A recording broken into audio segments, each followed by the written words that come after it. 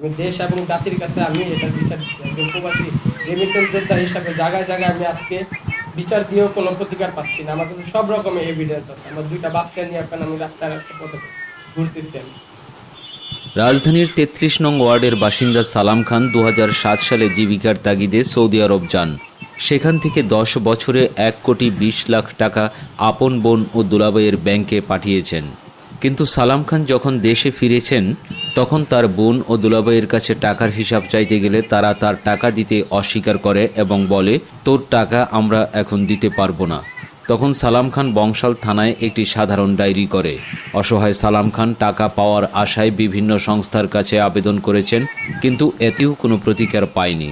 সালাম খান বলেন, তার বোন রেহানা আক্তার ও বোনের জামাই শাহেদ আলী তাকে টাকা চাইতে গেলে হুমকি ধামকি সহ মারপিট করেন এবং বলেন, তুই যদি আমাদের থেকে টাকা চাস তাহলে তোকে মেরে ফেলব।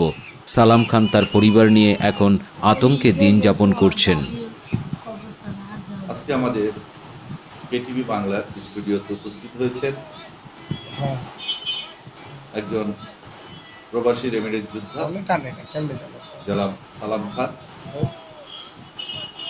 আমি সপ্তাহে একবার যেতে পারি, সমস্যা আছে আমার মনে টানে, মনের রুহ থেকে ১০ ভিতরে বছর ভিতরে থেকে। প্রবাসে থাকাকালীন সময়ে তার যে কষ্ট অর্জিত টাকা,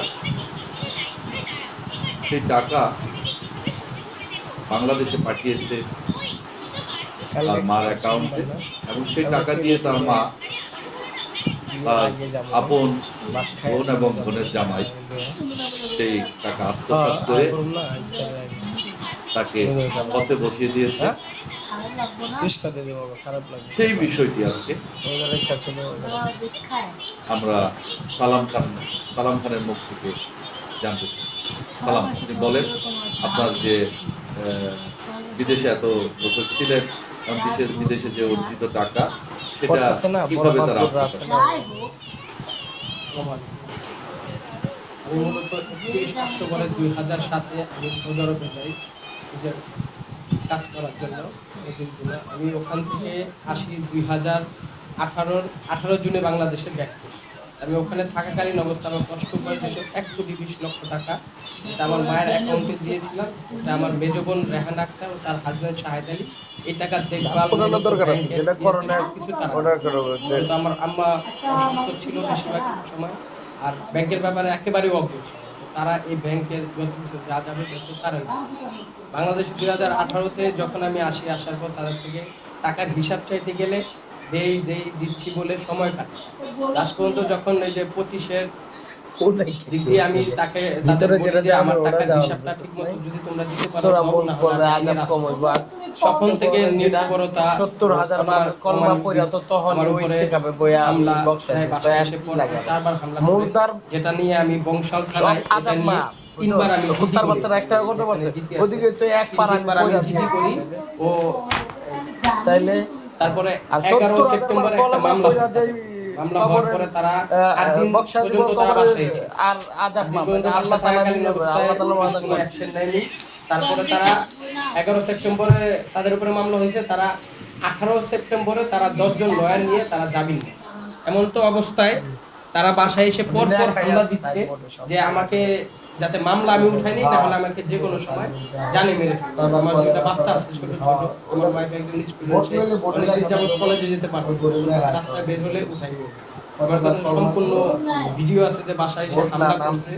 এই ব্যাপারে আমি আপনাদেরকে টিভিতে আসছিলাম, মানুষের সমাজে এটা জানুক যে আমার উপরে কি নির্যাতনটা হচ্ছে। আমি একজন প্রবাসী আপনি যে সংস্থাগুলাতে অভিযোগ করেছেন সেই সংস্থাগুলা কি কি? সংস্থাগুলো হচ্ছে এখানে আমি প্রথমত আইন উপদেষ্টা যিনি আছেন আসিফ নজরুল স্যার, যেটা প্রবাসী কল্যাণ মন্ত্রণালয়, তার এখানে পরপর আমি ৩ বার কমপ্লেইন করেছি, এখানে দেখতে পারবেন। তারপরে আইজি মহোদয় স্যার, যে মহাপরিদর্শক হেডকোয়ার্টার, আমি কমপ্লেইন করেছি এবং ডিসি স্যার বরাবর অভিযোগ করেছি। তারা সবাই বলেছে এটা দেখবে, কিন্তু এই বিষয়টা এই পর্যন্ত আমি ডিসি স্যার, যেটা লালবাগ বিভাগের ছিল আগে জসিমউদ্দিন স্যার, তার কাছে বিষয়টা জানিয়েছিলাম। তা মহোদয় তিনি বলছেন যে থানা থেকে রফিকুল স্যার যিনি আছেন ওসি এখন ভারপ্রাপ্ত ওসি স্যারকে বলেছেন এটা একটা অ্যাকশন নেওয়ার জন্য। ওসি স্যার প্রথমত আমাকে এখানে জিডিতে আছে এটা ওরা স্কুল ২৮/৬ আমার বাসায় হামলা করেছে। আমি খাওয়া ২.৫ মাস দাওয়া যাবৎ আমি থানায় আসতেছি যাচ্ছি, তারা কোনো মামলা নেয়নি। আমাকে বলতেছে আপনারা এই যান আপনি এই যান নিয়ে লিখে নিয়ে আসেন। একজন সাধারণ পাবলিকে এজাহার লেখার কাজ। তারপর আমি একজন অ্যাডভোকেট দিয়ে এজাহার লিখে নিয়ে গেছি, তারপরেও তারা কোনো এটা ইয়া হয় না। তারপরে এখন যিনি আছেন ডিসি মহোদয় স্বামী স্যার, তার কাছে যাওয়াতে স্যার খুব হেল্পফুল মানুষ।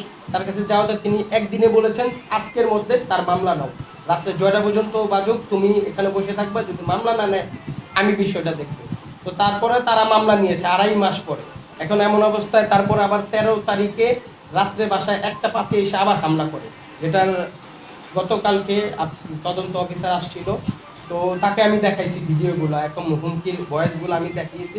এখন আমি আমার জানের অনিরাপত্তায় ভুগতেছি। এখানে সম্পূর্ণ ডকুমেন্ট আমার কাছে আছে। এখানে হচ্ছে ব্যাংক স্টেটমেন্ট, যেটা ৯১ লক্ষ টাকা ডাচ বাংলা ব্যাংকের অ্যাকাউন্টে আছে। ইভেন এই যে তারা যে চেক দিয়ে টাকা বের করেছে, কোনো জায়গায় ৮,৫০,০০০, কোনো জায়গায় ৬ লক্ষ টাকা, এখানে আপনারা দেখতে পারবেন। এখন আমি এই টাকার হিসাবটা চাইতে গেলে সে আমার বাসায় পর পর এসে ৪ বার হামলা করেছে।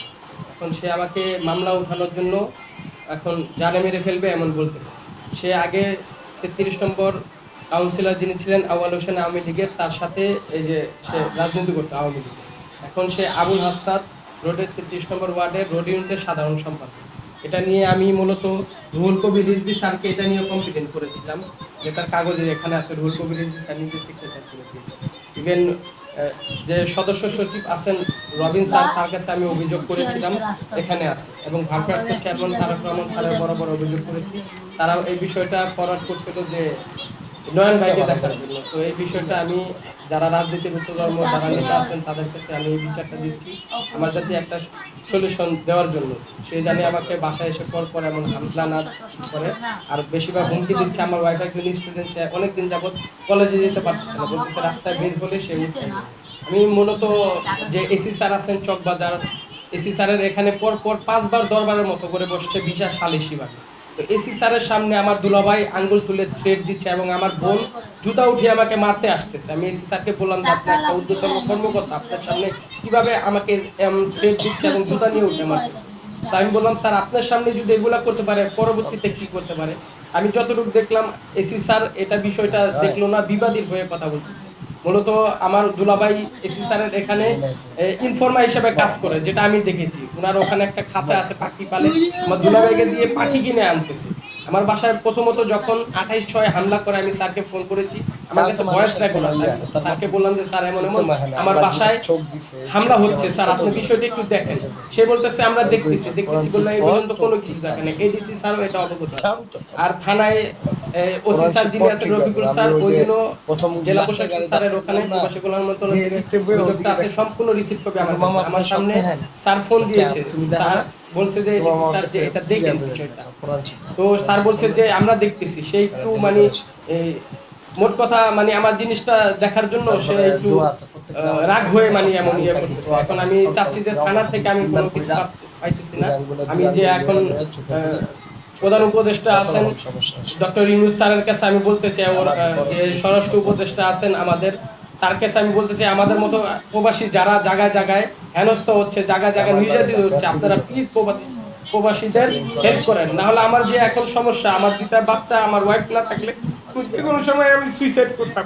এখন আমাকে বলতেছে যে মিটফোর্ডে কয়েকদিন আগে যেমন পাথর নিক্ষেপ করে মারা হয়েছে সোহাগ নামে একজন, আমাকে বলতেছে আমাকে নাকি এভাবে পাথর নিক্ষেপ করে মারবে।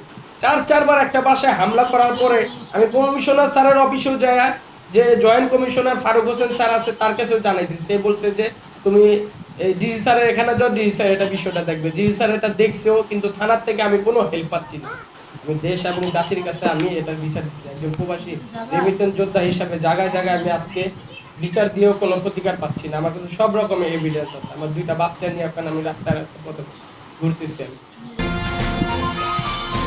কেটিভি বাংলা, বিশ্বের চোখে বাংলাদেশ।